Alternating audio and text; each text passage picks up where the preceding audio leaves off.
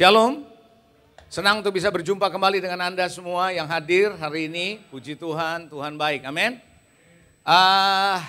Juga bagi Anda yang di rumah, apa kabar, semua baik? Puji Tuhan. Saya percaya ini waktunya saudara melihat bagaimana Tuhan bekerja semakin hari semakin dahsyat dalam hidup kita tentunya. Ya, senang untuk bisa kembali bersama dengan Anda, menyapa Anda, melihat Anda, kita live di sini ya. Amin, saudara, tetap segar.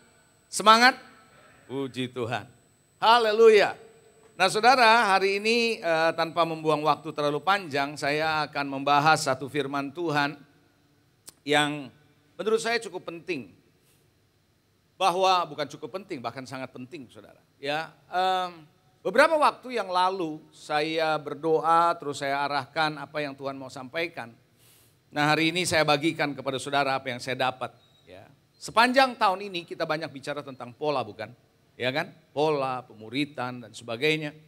Dan di podcast kita juga banyak bicara pemuritan. Tapi hari ini saya akan coba membahas satu topik mengenai berjudul Whose Son Are You?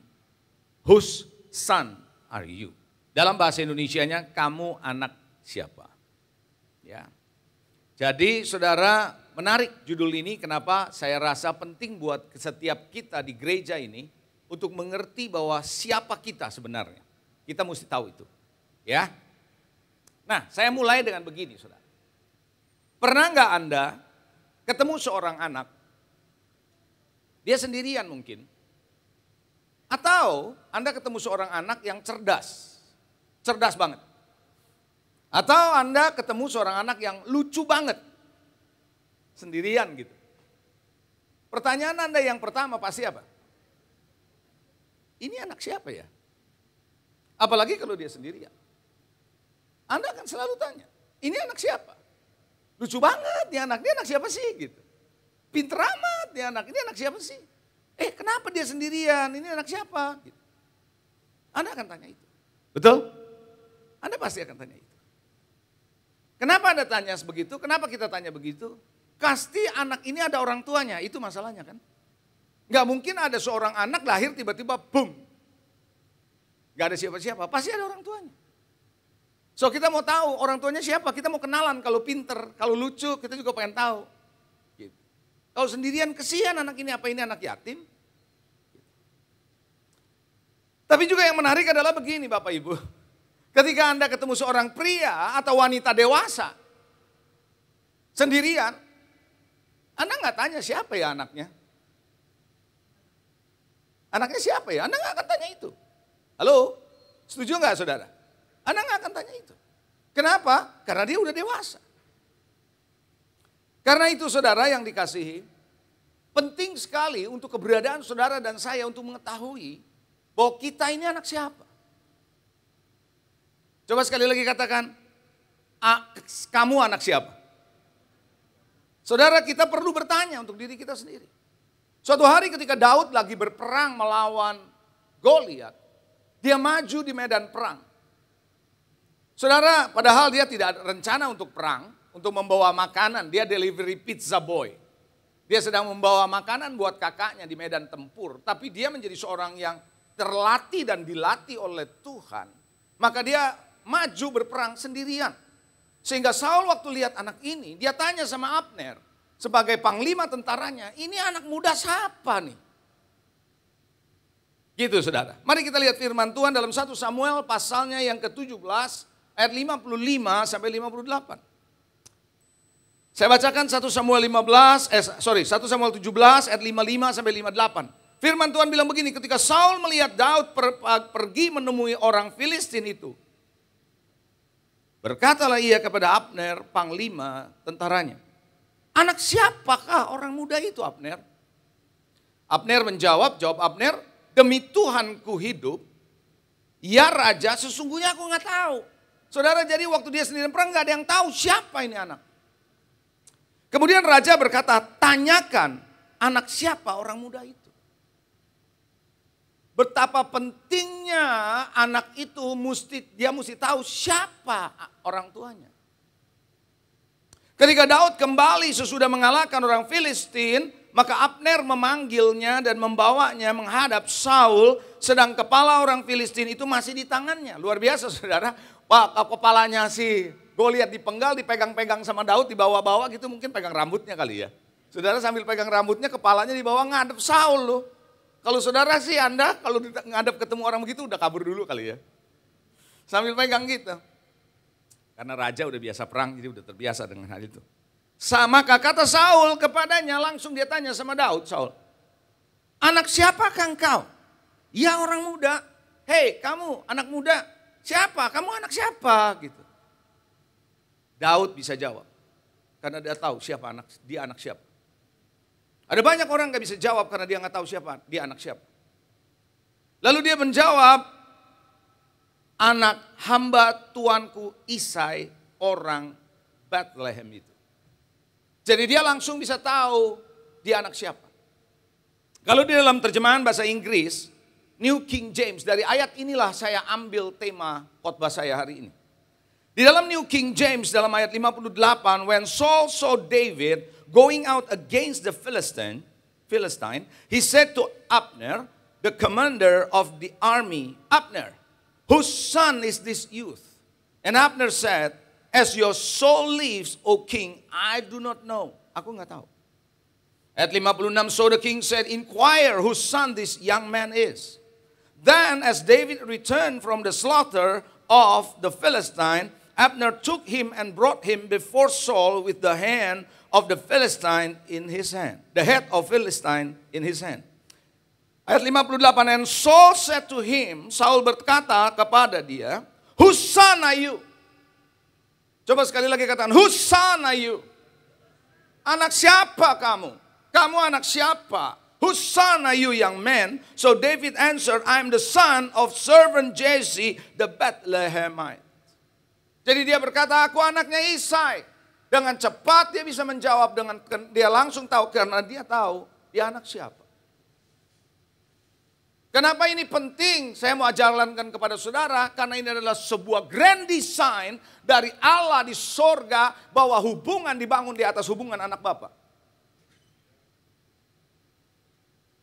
Son di sini, Bapak Ibu Saudara, tidak berkaitan dengan gender.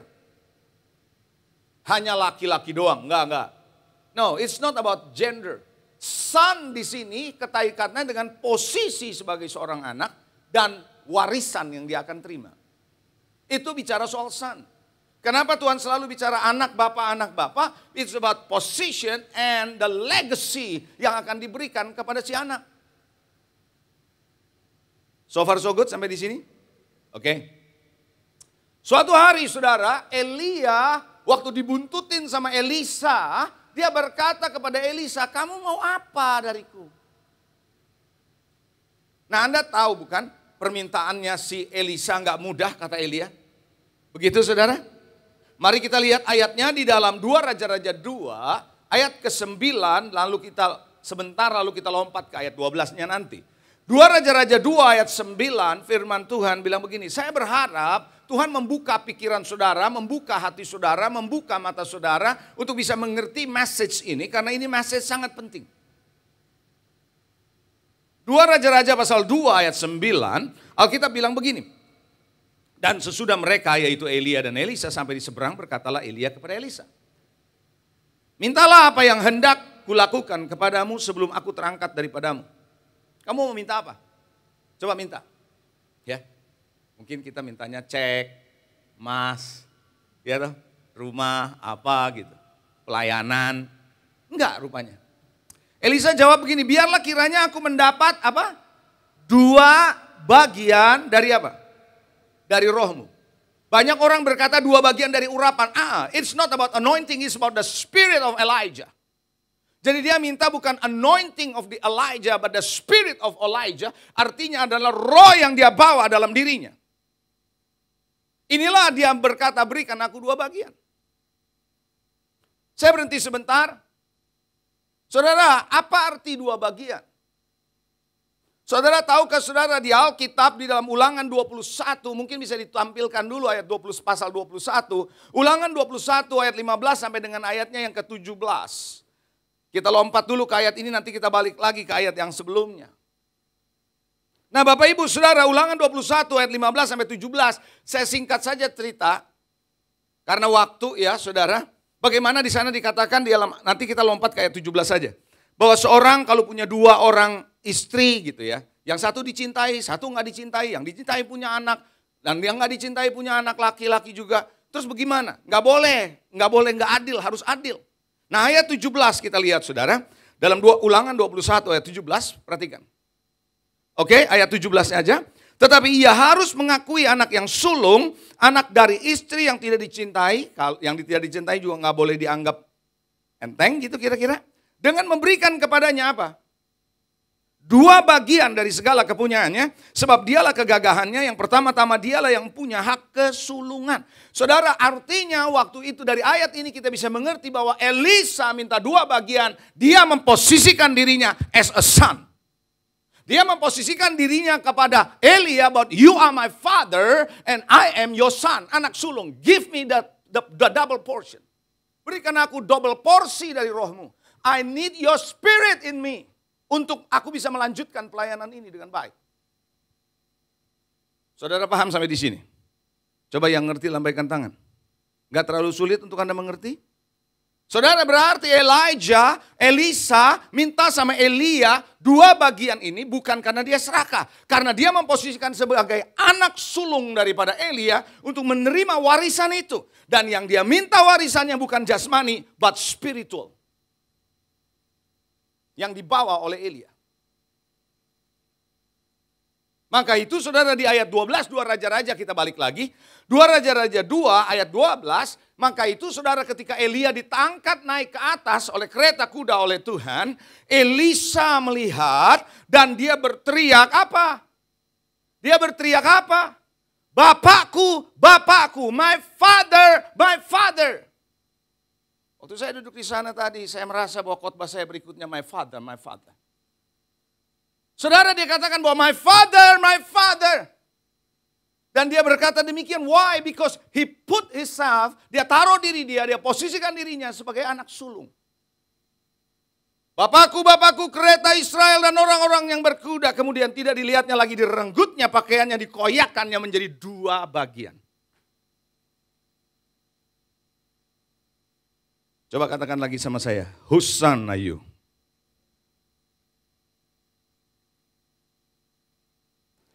Oleh karena itu, atas dasar kejadian Elisa dan Elia, maka Tuhan berkata bahwa dia akan mengirimkan Nabi Elia menjelang hari Tuhan. Yes or no? Supaya Anda ngerti kenapa ayat itu muncul, transaksinya terjadi di Sungai Yordan. Itu sebabnya dia berkata, aku akan kirim roh Elia, Nabi Elia yang akan memulihkan hati bapa kepada anak dan anak kepada bapaknya. Unless, alonda, I will smite with the cursed. Kalau dalam bahasa Inggrisnya, aku akan hukum bumi ini dengan kutukan. Artinya apa? Hubungan bapak anak itu menjadi sebuah esensial, sesuatu hal yang penting. Itu menjadi grand design for God untuk manusia. Halo? Maleakhi 4 ayat 5 sampai dengan ayat 6. Sesungguhnya aku akan mengutus Nabi Elia kepadamu menjelang datangnya hari Tuhan yang besar dan dahsyat itu.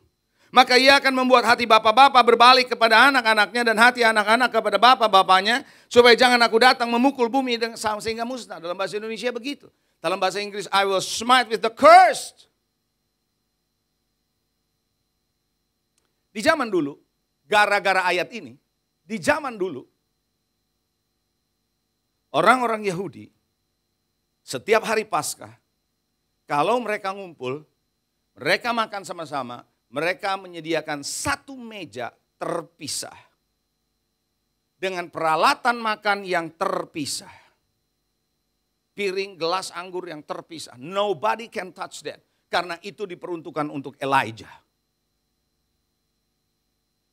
Di zaman dulu seperti itu. Kenapa? Karena mereka menantikan bahwa Elijah will come. Dan dari sini akan terjadi pemulihan di keluarga, pemulihan dalam hidup antara bapak dengan anak. Sebegitu ekspektasi bangsa Israel, bangsa Yahudi.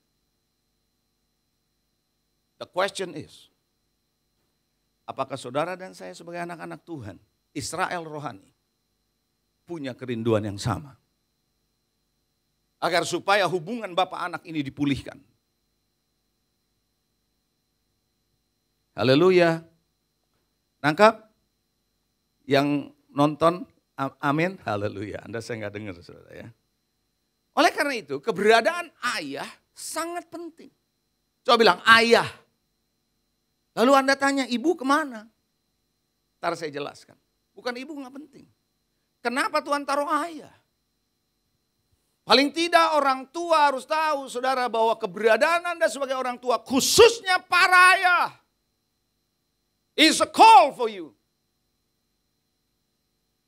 Penting banget, coba bilang penting banget. Lukas 3, saya akan buktikan kenapa penting. Beberapa ayat ya. Lukas 3:23, firman Tuhan bilang begini.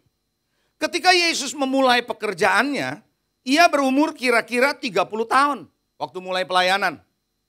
Dan menurut anggapan orang, ia adalah anak Yusuf. Sementara Yusuf anak Eli. Anda baca terus runtutannya, saudara. Sampai naik terus, sampai pada awalnya puncaknya waktu Adam diciptakan. Berarti Yesus pun tidak bisa hanya begitu saja untuk melayani. There is a father yang berkata, inilah anakku yang kukasihi, kepadanya aku berkenan. Saudara ngerti? Clear? Halo? Ini esensial ini, penting loh saudara. Maka Yesus pun disebut anak Yusuf. Kalau kita narik ke atas, ayat 38 langsung kita lihat. Lukas 3. Anak Enos, si Enos ini anaknya Set. Set ini anaknya Adam. Adam pun sebagai manusia pertama adalah anak Allah. The Father langsung yang membapai Adam waktu di Taman Eden. Makanya kalau Anda baca di Alkitab, ada kata bin. Pernah tahu bin? Ya, bin. Dan kata bin itu dipakai untuk Betawi, juga pakai bin. Ya. Saudara, itu sebabnya jangan heran disebut Daud bin Isai. Daud anak Isai. Nggak bisa cuma Daud. Daud yang mana? Banyak Daud. Daud bin Isai. Jelas. Lalu kemudian dikatakan Salomo bin Daud. Yosua siapa bapaknya? Lupa kan? Yosua bin Nun. Bukan bingung. Bin Nun. Yosua bin Nun. Dijelasin bapaknya siapa secara jasmani. Karenanya peran ayah tidak bisa, tidak penting banget. Coba bilang penting banget. Di mana pentingnya? Kenapa? Saya langsung aja beberapa poin. Saya nggak buat slide-nya ini, tapi saya beri poin, Anda boleh catat. Karena kelahiran seorang anak, benihnya dari siapa? Tell me, benihnya dari siapa? Dari Bapa. So from the father come the seed. Sumber utama benih itu datang dari ayah. Maka itu ayah bertanggung jawab terhadap benih ini. Karena itu banyak ayah-ayah yang tidak bertanggung jawab karena dia melepaskan benih kemana-mana. Sehingga lahir nggak jelas anaknya berapa banyak. Dia harus bertanggung jawab. Saya sering berkata dulu ketika saya lagi ngajar di kelas pelatihan di Smart. Kalau seorang pria yang hanya bisa melahirkan tidak bertanggung jawab terhadap benih ini namanya bebun.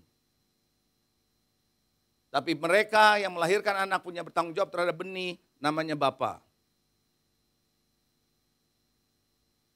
Bapak Ibu Saudara yang dikasihi Tuhan, Bapa memiliki benih, benih itu ditumbuhkan dalam kandungan seorang wanita. Bapak itu adalah figur otoritas. Ayah itu figur otoritas, bapak itu figur otoritas di rumah. Maka itu seorang ayah tidak bisa, enggak, dia harus menunjukkan dia punya figur otoritas dalam keluarga. Bukannya menjadi orang yang semena-mena, bukan. Tapi dia yang men-set semua di rumah. Seorang ayah atau bapak adalah pembimbing dan pengarah dari anak-anaknya. Dia harus arahkan anaknya, dia harus bimbing anaknya mau kemana. That's the father. Maka itu saudara di hari-hari terakhir ini dengan begitu banyak kegiatan, begitu banyaknya mau ini itu saudara. Keluarga modern sehingga lupa peran dari ayah. Ayah adalah teladan bagi anak-anaknya. Dia adalah teladan dari anak-anaknya. Karena itu saudara yang dikasih Tuhan, kenapa bangsa Israel, saudara takut kalau ketemu dengan Bapa di surga dengan Tuhan ketika Tuhan mimpin, muncul, menampakkan dirinya, kemuliaannya di Bukit Sinai. Dia nggak berani untuk menghadap. Kenapa? Karena mereka melihat figur otoritas yang namanya Firaun jahat.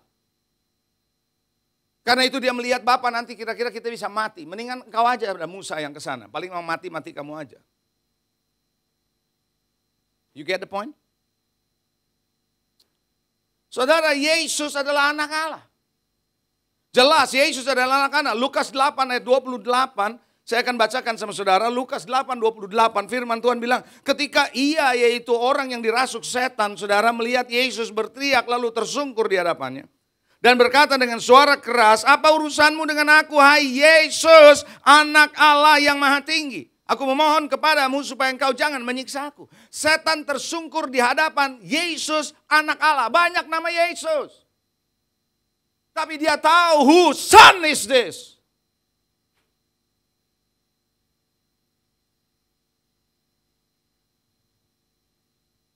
You get the point?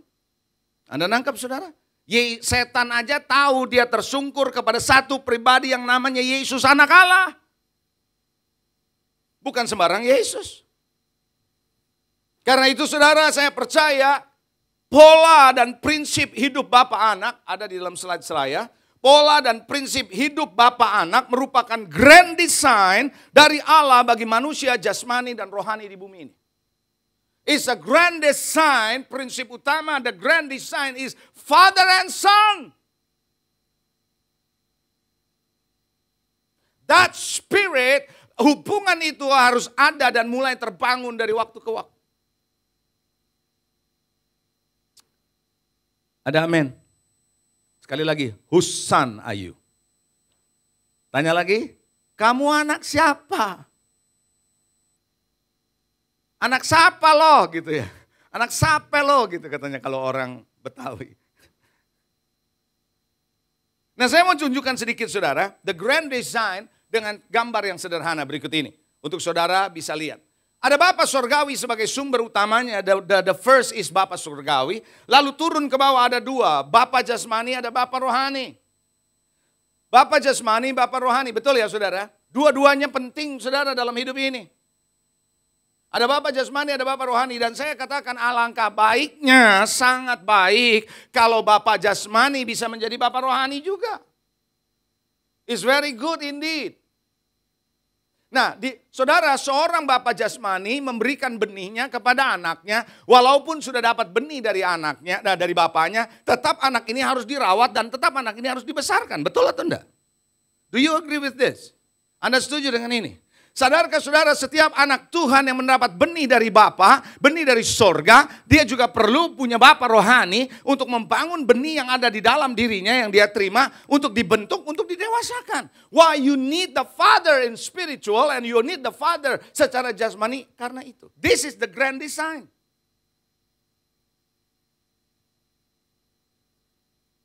Nah, di dalam menjalani fungsi dari Bapa jasmani, Bapa rohani ini, landasannya, perhatikan baik-baik. Kedua-duanya, baik jasmani, baik rohani, Bapa jasmani, Bapa rohani, landasan utamanya, dengar baik-baik, is love. Is agape love, Allah kasih dari Bapa. Karena sumbernya adalah Bapa di sorga. Oleh karena Bapa jasmani mengasihi anaknya, maka anaknya dirawat. Bukan cuma dirawat, dibesarkan. Bahkan diajarkan. Dan seterusnya di dalam konteks membesarkan ada banyak faktor. Sebagai seorang Bapa rohani, dia bukan cuma sekedar mengasihi dengan mengasihi secara manusiawi. Tapi dia mau melihat benih yang ada di dalam hidupnya bisa tumbuh menjadi serupa dengan Kristus dalam hidupnya. Karena itu kadang-kadang perlu ada penyunatan, perlu ada pembentukan. Bahasa Alkitab sebenarnya adalah, kalau di dalam perjanjian lama banyak bicara soal penyunatan.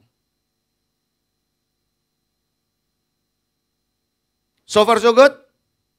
Sejauh ini jelas? Coba yang jelas lambaikan tangan.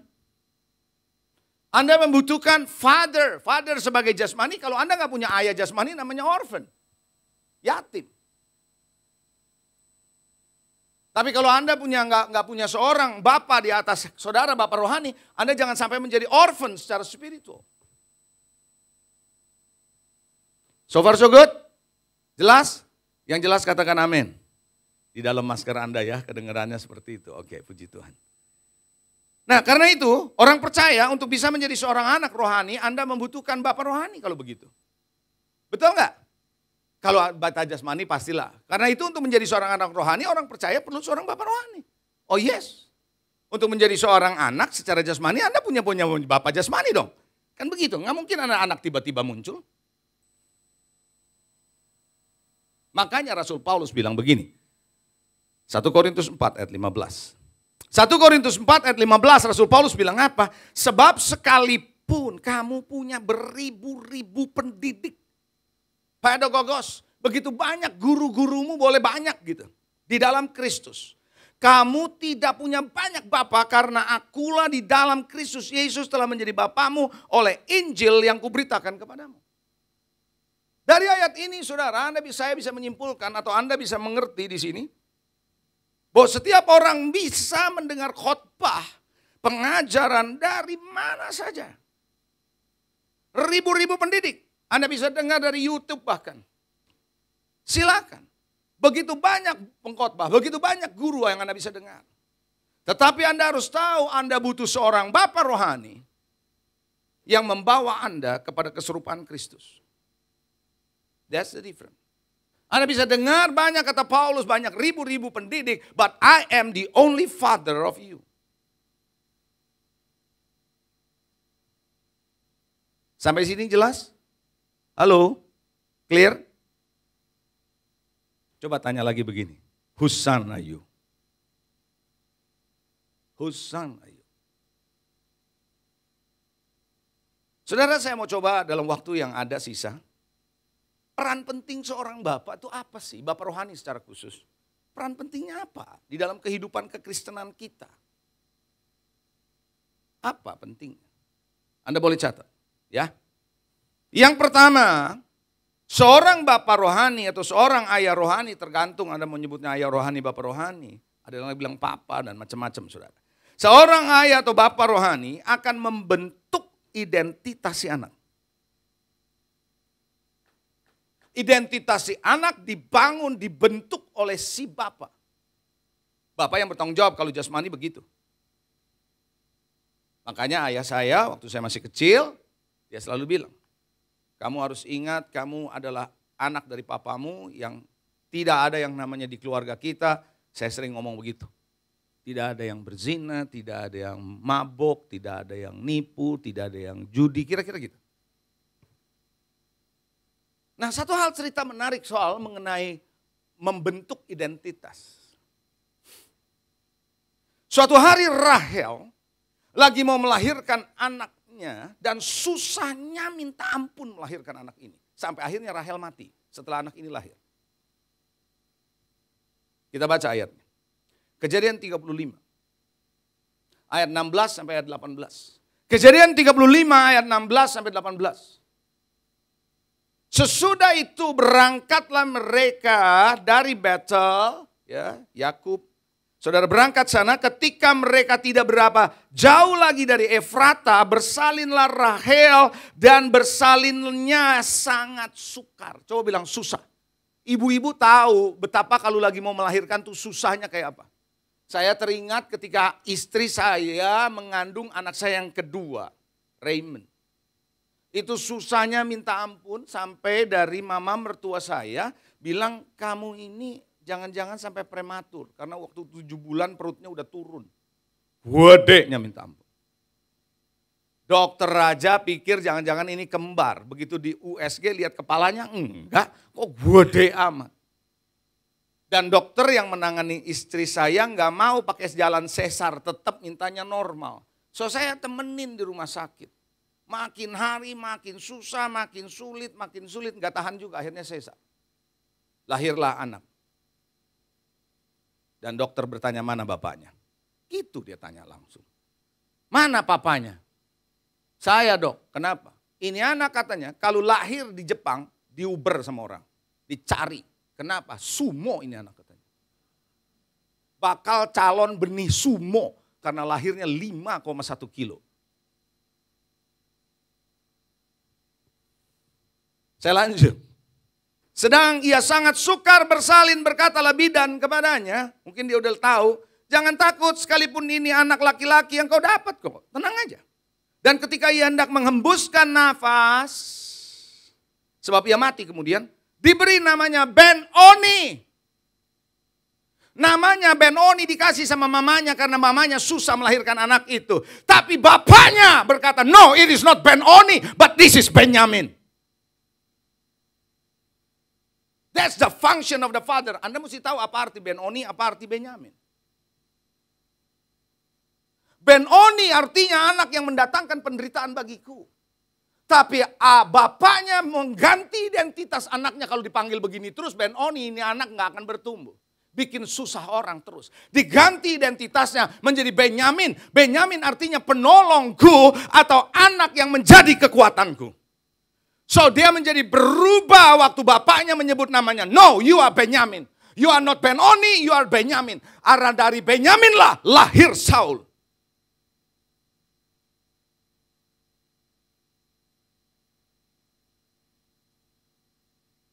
Yang setuju katakan amin. Saudara tahu suatu hari Tuhan berkata, menurut kamu kata orang siapa aku ini? Simon, anak Yunus bilang, engkau adalah Mesias anak Allah yang hidup. Setuju gak? Lalu Tuhan bilang, benar bukan kamu yang ngomong, but my Father. Give you the revelation, memberikan kau pewahyuan. Maka hari ini namamu bukan Simon, tapi namamu adalah Petrus. The identity change. Saudara tahu Simon artinya apa? Orang yang mendengar, angin-anginan. Dengar sini, dengar sono, dengar sini, angin-anginan. Tapi Petrus adalah batu karang yang strong. Itu sebabnya diubah because of that revelation. Revelation of Christ. Pewahyuan akan Kristus membuat saudara strong. Identitas saudara, identitas kita sebagai orang Tuhan, anak Tuhan, dengar baik-baik. Tidak dibangun oleh karena keadaanmu dan keadaanku. Ben-Oni adalah keadaan dari mamanya. No, Anda tidak dibangun identitas oleh karena keadaan. Bukan karena orang lain, bukan karena jabatan, bukan karena pelayanan. No. Identitasmu tidak ada di sana. Identitasmu ada di dalam Kristus tentunya. Dan ini perlu seorang yang mengarahkan saudara untuk Anda tidak membangun, Anda punya identitas berdasarkan hal-hal yang saya sebutkan tadi.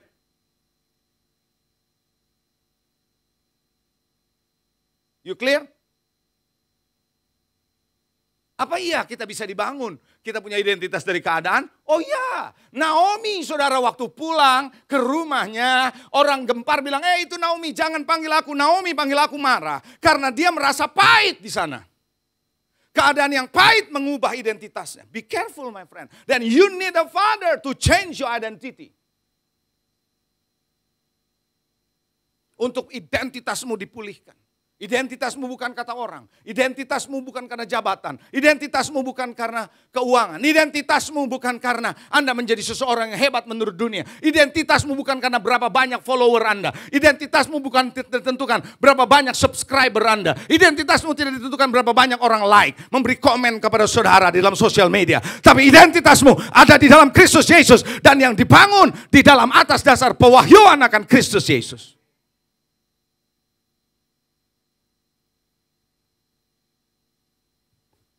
Itu sebabnya father and son relationship, ayah, anak, bapak, anak akan mengubah identitas. Ada banyak orang menjadi orang Kristen sekian lama identitasnya nggak pernah berubah. Jangan sampai saudara menjadi fatherless generation. Menjadi sebuah generasi yang tidak punya ayah. Yang membangun benih yang ada di dalam diri saudara. Ada amin.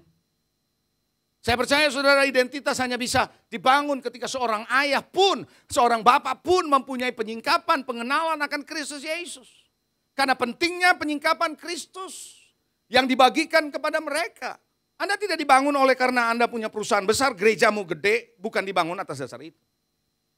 Saya nggak bilang bahwa gereja gede, perusahaan besar salah, bukan itu maksud saya. Tapi Anda tidak dibangun identitasnya di sana. Identitas saudara juga tidak dibangun oleh karena kecantikanmu. Bukan karena Anda ganteng, cantik gitu ya. Punya jabatan tinggi, perusahaan bagus, mobil bagus. Kalau Anda membangun seperti itu, Anda nggak punya identitas sebenarnya. Saudara tahu, banyak orang membangun identitasnya dari merek atau branded items. Merek-merek mahal, kalau dia pakai rasa percaya dirinya tinggi. Mobilnya mewah, rasa percayanya tinggi. Begitu itu enggak ada, rasa percaya dirinya turun. Itu berarti itu percaya dirinya minjem dari benda-benda, tahu. Anda sebenarnya rapuh, kita orang kayak begini rapuh sebenarnya. Itu yang dibangun oleh Nimrod, karena dia mau coba membangun jati dirinya berdasarkan menara yang dia bangun.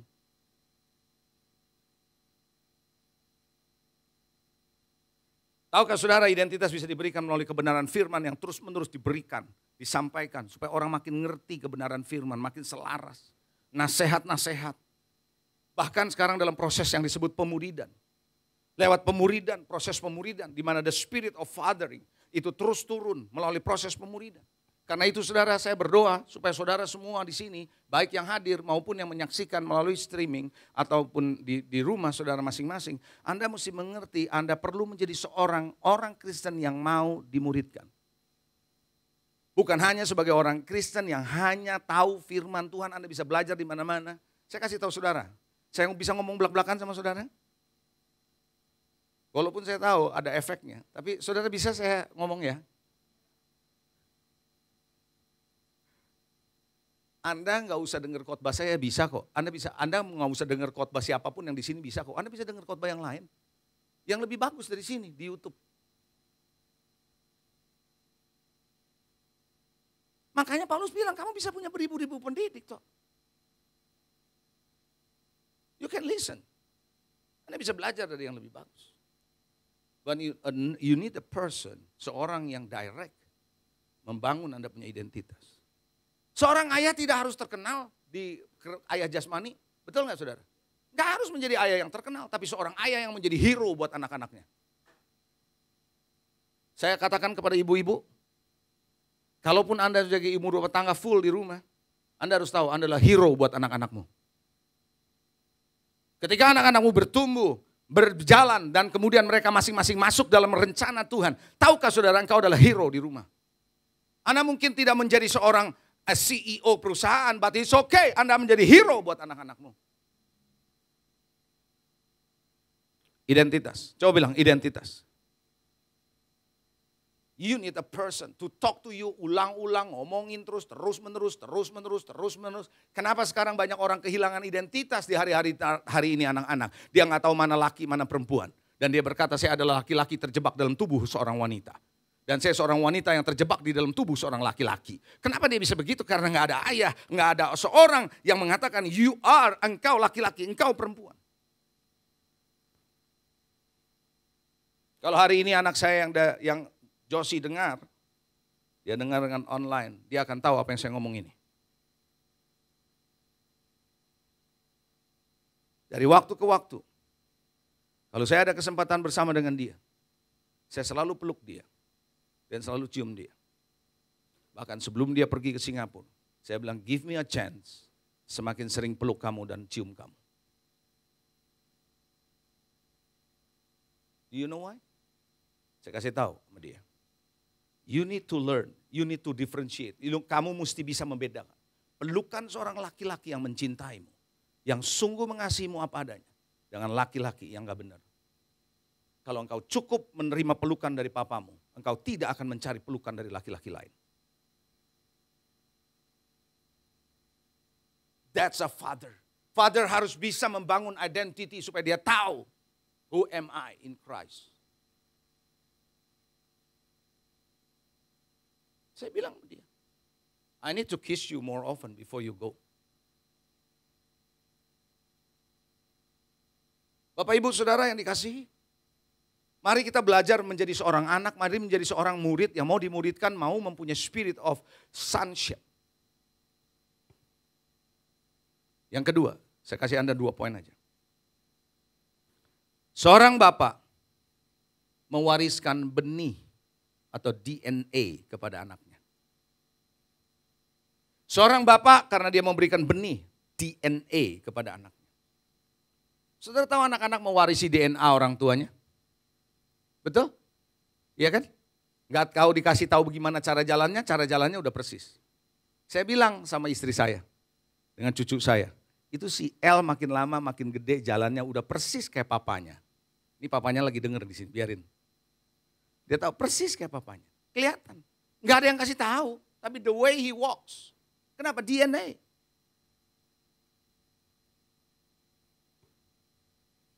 Saudara tahu Salomo mewarisi apa dari papanya? Seni. Seni. Saya nggak heran nanti Pastor Lewi akan mewariskan secara natural ke anak-anaknya apa yang dia bawa dalam hidupnya. Betul? Mulai dari musiknya, mungkin dari bercandaannya. Ada anaknya juga yang nurunin kok. Ada. Gak tahu dia denger apa enggak khotbah saya. Salomo menurunkan seni dari papanya. Makanya dia menggugah 3.000 Amsal. Nyanyiannya 1.005. Gak tahu kenapa enggak 1.003.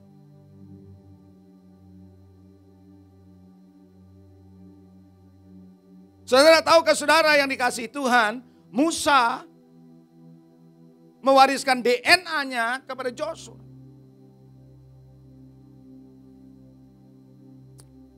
Di dalam Ulangan 34, saya tidak tahu ada slide-nya atau enggak, kalau enggak ada Anda catat saja. Saya bacakan Ulangan 34 ayat yang ke-9. Yosua bin Nun. Bin Nun, diperlihatkan lagi bahwa dia anaknya Nun, enggak cuma Joshua sembarangan. Joshua yang mana? Joshua bin Nun. Penuh dengan roh kebijaksanaan. Kenapa? Karena Moses has it. Musa punya itu. Dan Musa berikan kepada Joshua. Sebab Musa telah meletakkan tangan ke atas Joshua. Sebab itu perhatikan baik-baik. Hidup yang dibawa, roh yang dibawa oleh Musa turun kepada Joshua. Di dalam Joshua ada Musa. Saudara tahu gak di dalam diri anakmu ada kamu? Halo? Bapak-bapak, ibu-ibu, betul gak? Dalam diri anak-anakmu begitu Anda lihat, ya ini mau persis gue, gitu kan? Sebab itu orang Israel mendengarkan dia, Joshua melakukan seperti yang diperintahkan Tuhan kepada Moses. Jadi bangsa Israel waktu dengar Musa sama sekarang dengar si Joshua, podoae. Why? Karena spiritnya masuk. The DNA.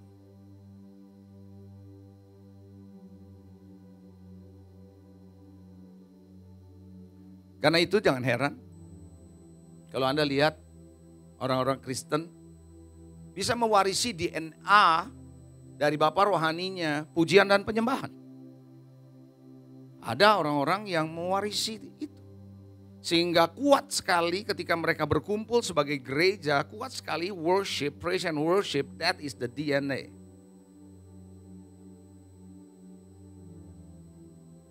Bisa juga saudara kuat di dalam teaching. Ketika ngumpul mereka masuk di dalam teaching. Bisa juga di dalam penginjilan, bisa juga dalam misi.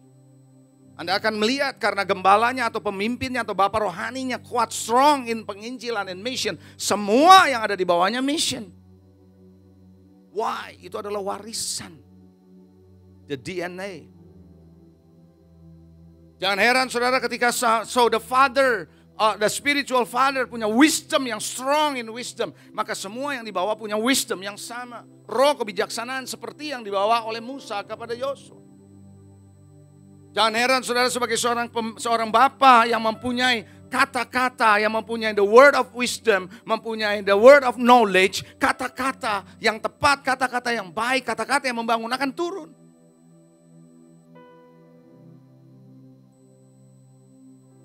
Saudara nangkap gak? Bahwa kekayaan kenapa Tuhan bilang di akhir dari kitab perjanjian lama di Maleaki, Tuhan berkata bahwa aku akan kirim Nabi Elia untuk memulihkan hati bapak kepada anaknya dan anak kepada bapaknya. Kenapa itu? sebagai ayat terakhir penutup untuk menunggu sampai Yesus lahir. Bapak, Ibu, Saudara, saya mau ajak saudara renungkan sejenak. Anda mau menjadi orang Kristen yang seperti apa? Whose son are you? Anda mau menjadi orang Kristen yang seperti apa? The choice is yours. Pilihan ada di tangan saudara. Anda mesti mengerti bahwa hidup ini ada pertaruhannya.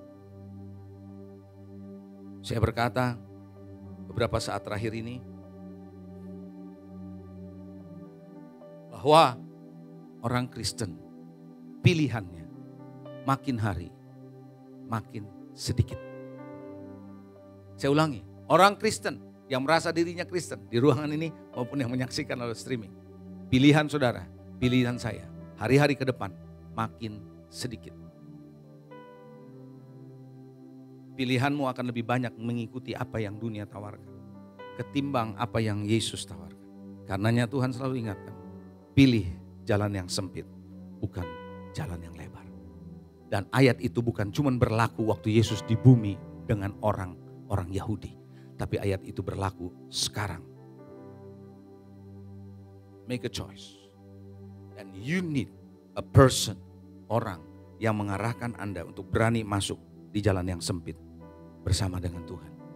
Mengarahkan saudara untuk berani membangun kekristenan saudara menjadi serupa dengan Kristus. Mari Bapak Ibu, saya undang Anda bangkit berdiri. Sekaligus saya akan berdoa dan berdoa penutup. Bagi Anda yang menyaksikan melalui streaming di rumah, Anda juga boleh bangkit berdiri. Dengarkan ini, renungkan ini firman. Terus supaya saudara ngerti, Anda tidak bisa hidup hanya berjalan sendiri tanpa ada orang yang mengarahkan hidup. Anda bukan yatim, Anda adalah anak. Anda mesti mengerti ada anak jasmani, ada anak rohani. Tuhan, aku berdoa biarlah message hari ini Kau mengajarkan kepada kami betapa pentingnya Tuhan kami menjadi seorang anak yang jelas bukan seorang anak jalanan atau anak yatim, tapi kami anak yang memiliki seorang ayah, bukan cuma jasmani saja, tapi ayah secara rohani. Sehingga hidup kami diarahkan, ditempa, dibangun, dikoreksi, ditegur, dikasihi, dibangun, dikuatkan, didorong, diberi semangat. Oleh karena ada orang yang membangun kami. Tuhan, biarlah Tuhan kalau umat-Mu di zaman waktu itu menyiapkan meja khusus untuk Elia. Aku percaya hari ini Tuhan, kami pun menyediakan tempat yang khusus di hati kami. Untuk hubungan Bapa Anak ini terjadi di hati kami masing-masing. Sehingga kami bukan cuma menjadi orang Kristen yang hanya hadir dalam ibadah. Menjadi orang Kristen yang hanya mendengar khotbah yang bagus-bagus saja.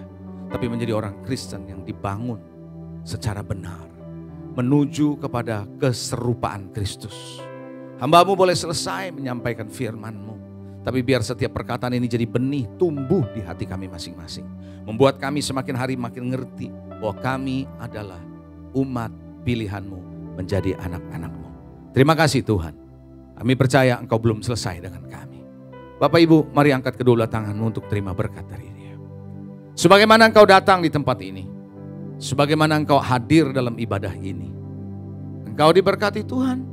Kiranya berkat yang besar dari Allah Bapa, kasih setia dari Tuhan kita Yesus Kristus, persekutuan yang indah bersama Roh Kudus menyertai saudara mulai saat ini sampai selama-lamanya. Yang percaya diberkati Tuhan katakan amin. Happy Sunday, God bless you.